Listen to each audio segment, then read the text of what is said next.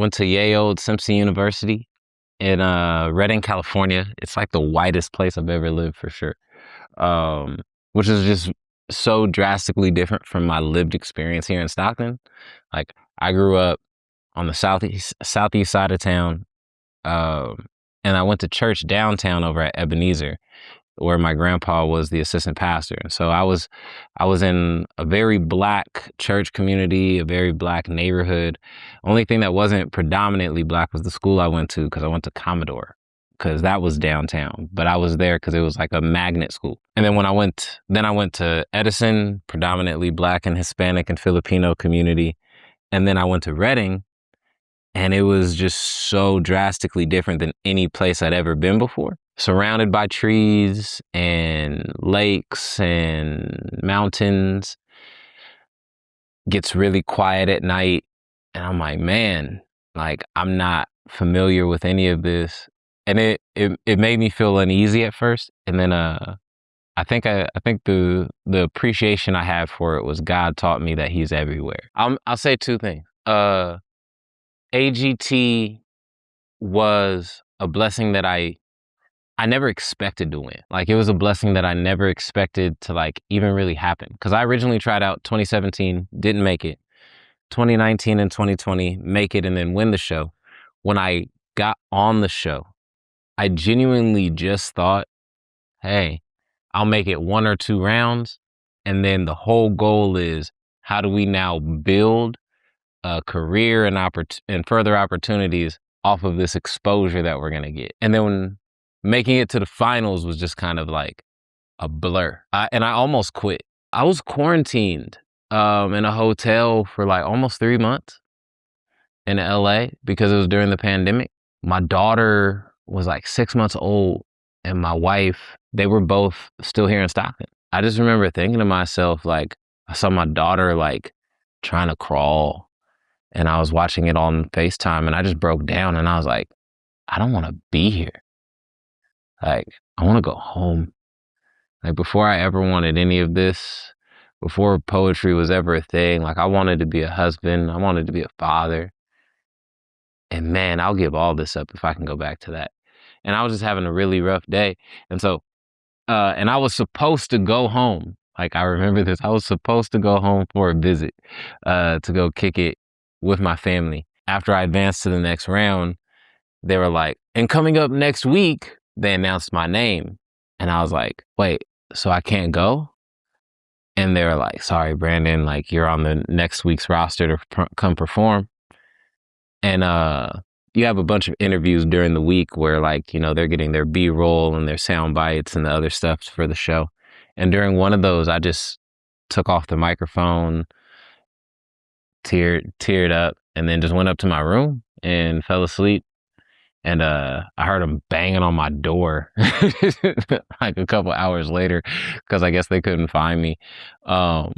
And they're like, yo, Brandon, man, if you really need to go home, like, we got it approved by the producers, you can go. And I'm like, oh, it's too late.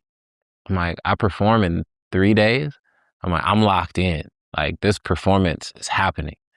Like, I don't think you guys understand. I'm practicing 4+ hours a day. I'm getting the physical movements. I'm getting the poem memorized. I'm getting my eye cues. I'm getting the musicality of some of this stuff down. I can't just up and go. Like, that would throw everything off. I'm like, but I told him, I'm like, if I survive to the next round, I'm just going to walk off set to my Uber and I'm going straight to the airport. And lo and behold, I made it to the next round. They tried to wave me down to go do an interview, and the producers were like, no, he can go. Let him go. And I went straight. They didn't let me catch a plane. They took me straight to Hertz. I got a car rental and I drove from LA to Stockton. I think I left at like 8:30 p.m. Got home at like 1:30 in the morning and just laid in my bed. And my wife was so shocked to like see me next to her in the morning.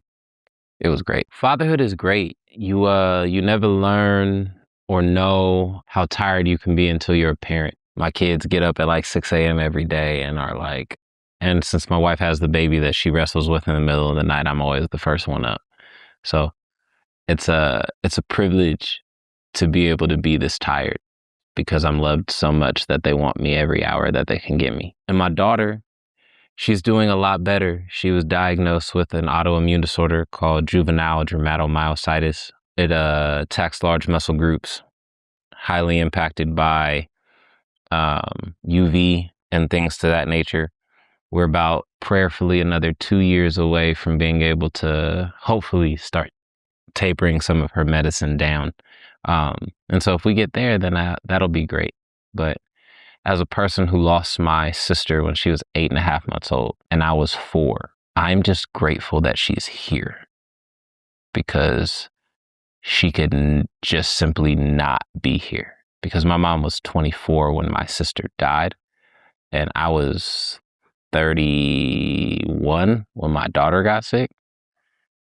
I could not imagine having to go through what my mom went through. Many people thought after I won the show, it was like, oh man, Brandon won.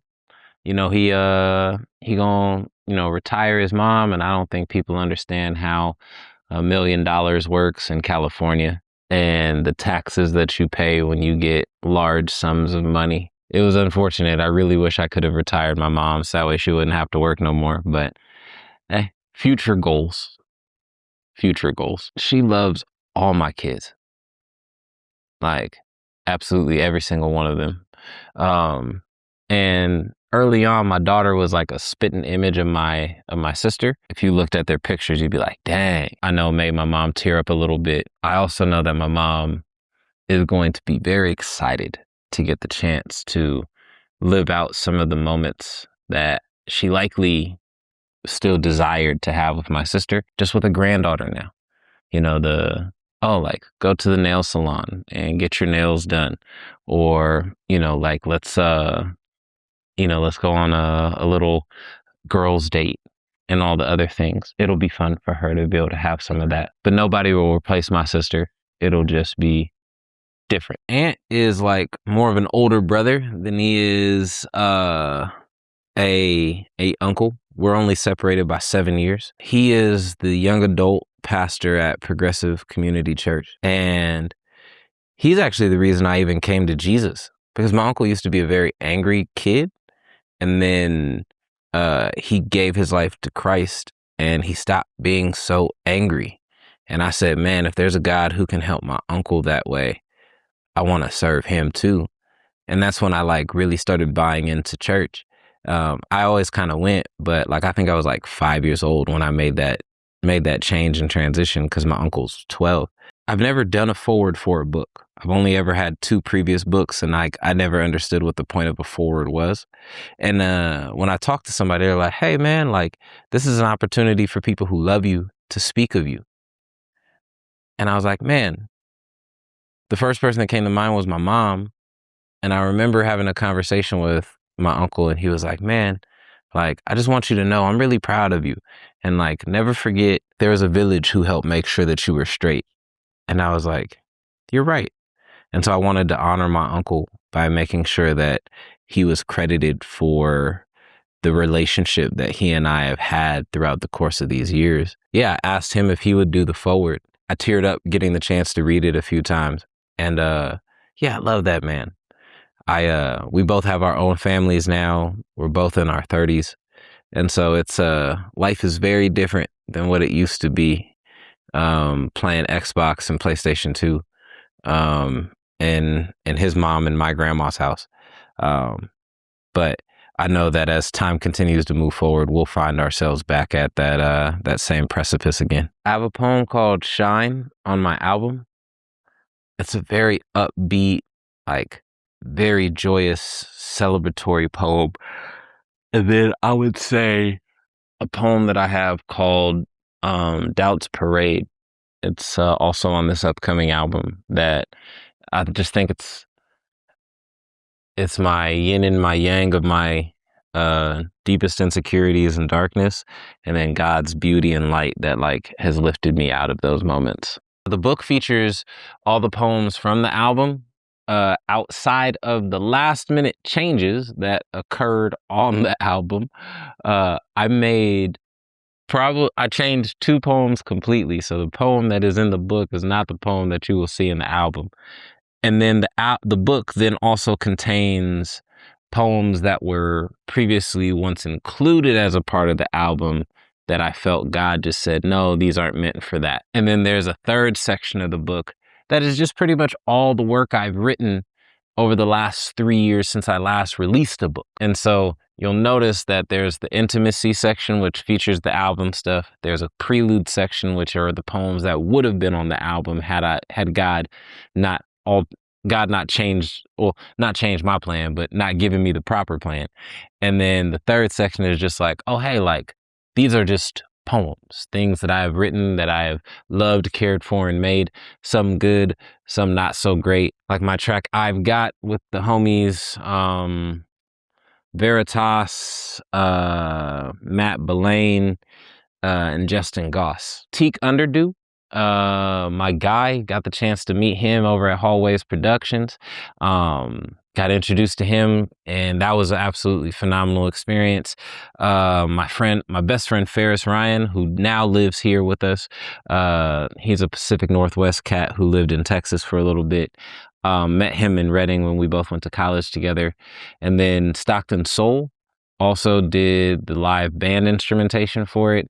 And then old Stocktonian John Wineglass, who is the composer for the album, also handled all of the orchestration for when we recorded with the Nashville Symphony and then the Stockton Symphony. February 7th, 2026.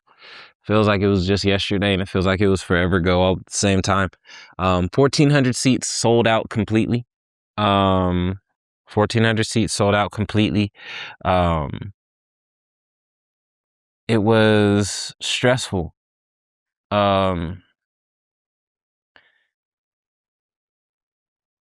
I don't do a very good job at celebrating the things that I do, because once it's done, I then think about the next thing I'm supposed to do off the back of what I just did. But that was probably one of the few moments that I did take the moment to like revel in it, that I did take the opportunity to like sit back with it all.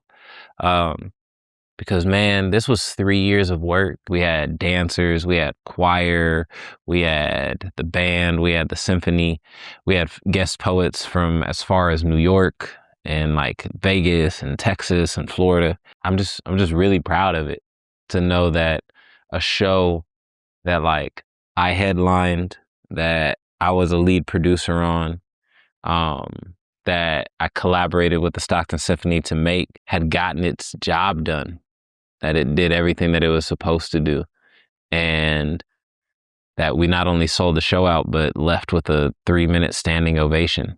I had so much joy making this. The way I phrase my art is, creating art is for me, sharing art is for everybody else. Most creatives who I've talked to, the art of making the thing that they love has been the most joyous part in the entire process of it. Going out and then sharing it with the world then comes with all their feedback, thoughts, criticisms, praises, joys, opinions, all of it. And for me, I'm like, man, I find joy in the thing that I know. I find joy most in the thing that I got into this for, which was just making this stuff. Like when I started doing poetry, I wrote because my heart yearned for release from the things that were on it. I was not chasing after stages and acclaim and everybody to see me and all this other stuff. Like that came later as I saw the competitive nature of what poetry could be. I'll put it this way. Creating art is my most selfish thing I do, because I'm the only person who I'm outside of God, who I am concerned with making this for. And then when I go share it, I am now also then consumed by the idea of, how do I make sure people receive this well? How do I package it? How do I say it? How do I phrase it? Where do I pause? What inflection do I put here? All these things. So pride versus ego for me was a poem essentially where I was just like really wrestling through um, my own inner dialogues around success and achievement and desire and longing and wanting to win. Like, what is driving it? Is it the pride in me that wants to be seen? Is it the ego in me that wants me to feel elevated? And like, what is all of this pursuit inevitably for? Like, what is the pursuit actually achieving outside of the, as mentioned, like the prideful nature of being able to be recognized? Um, and I don't think that confidence or even a sense of pride is bad. I think idolatry is just really bad.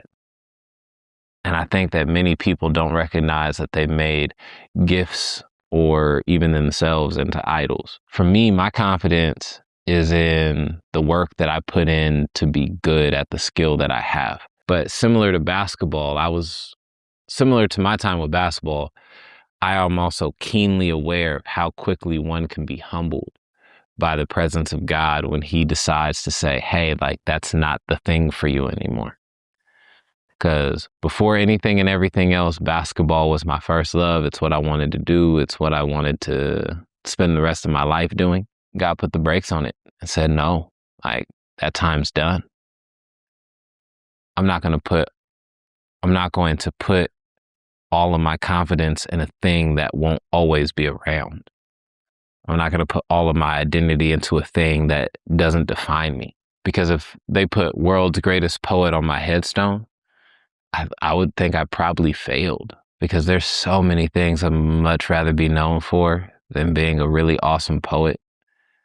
I'd like to be known as a great father, a loving husband, a faithful believer, an awesome son, a good person.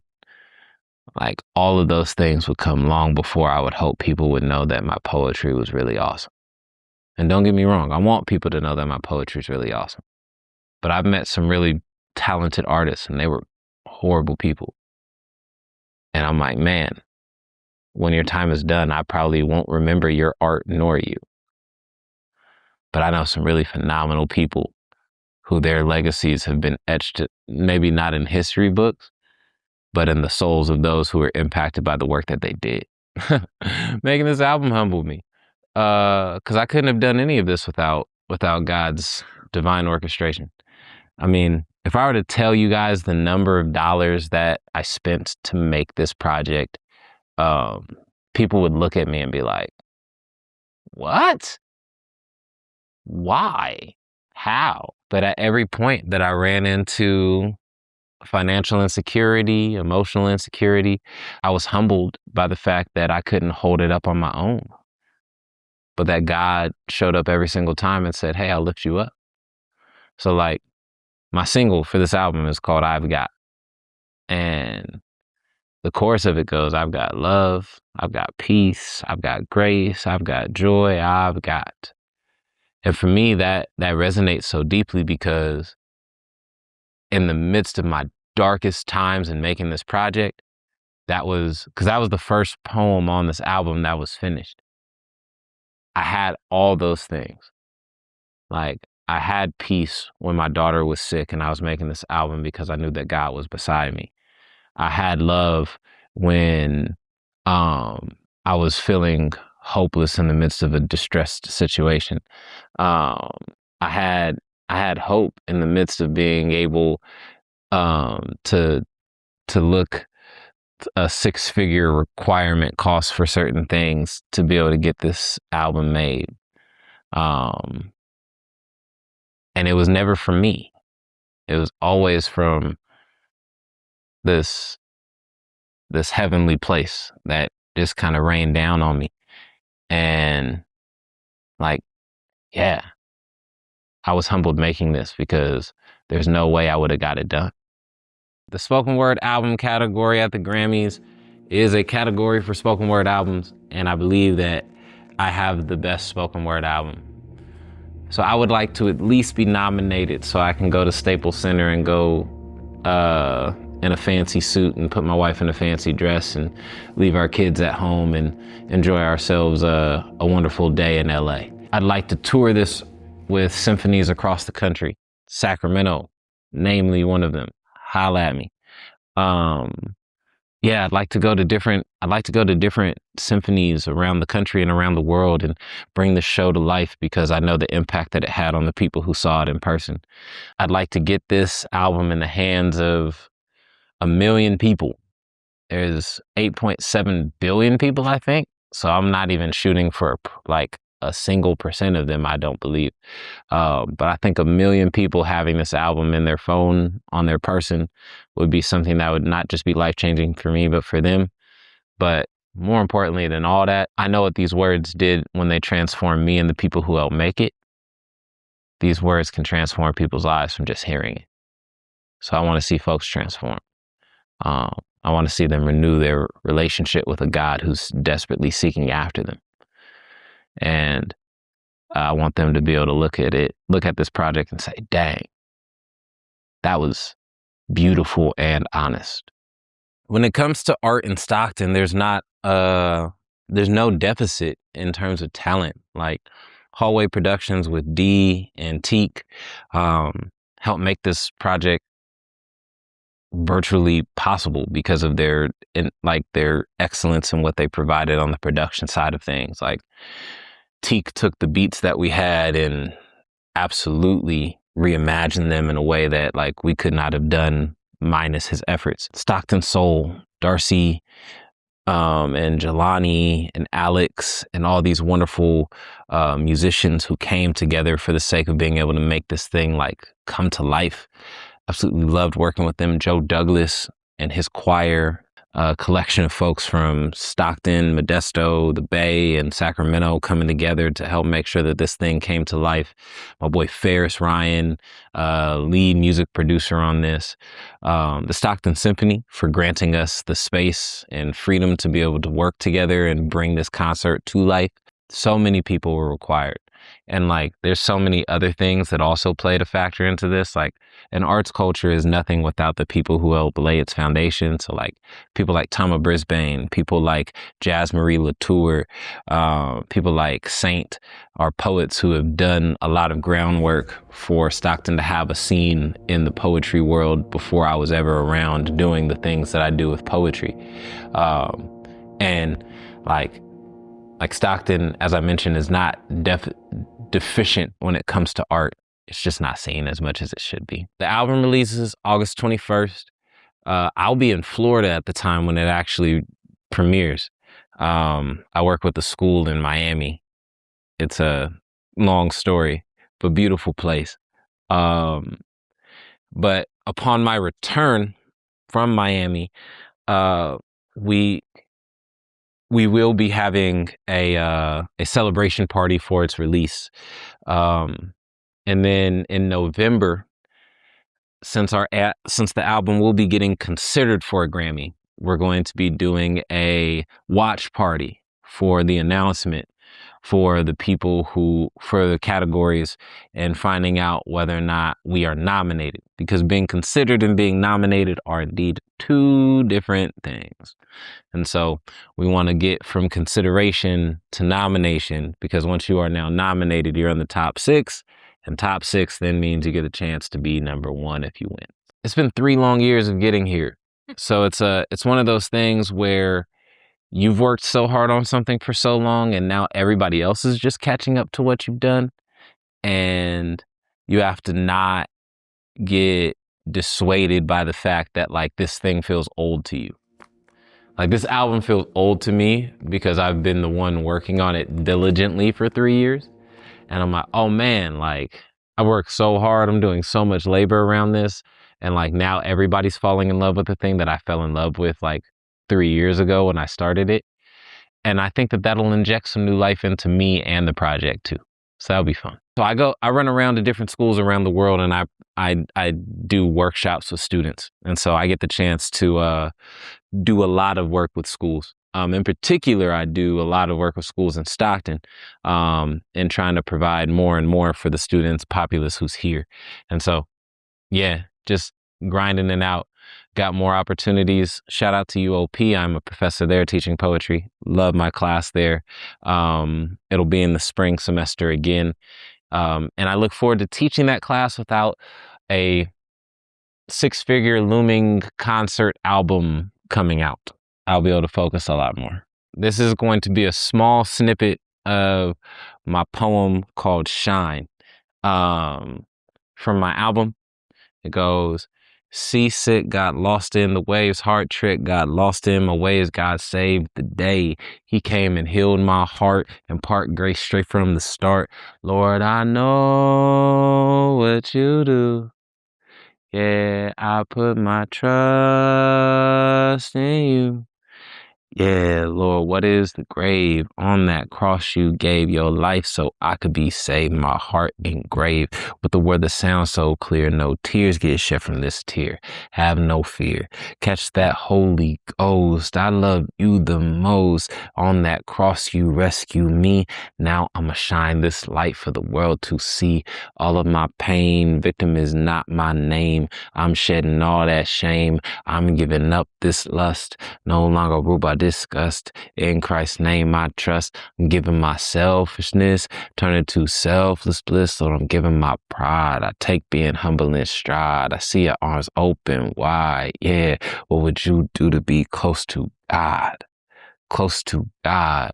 Yes, what would you do to be close to God? Close to God.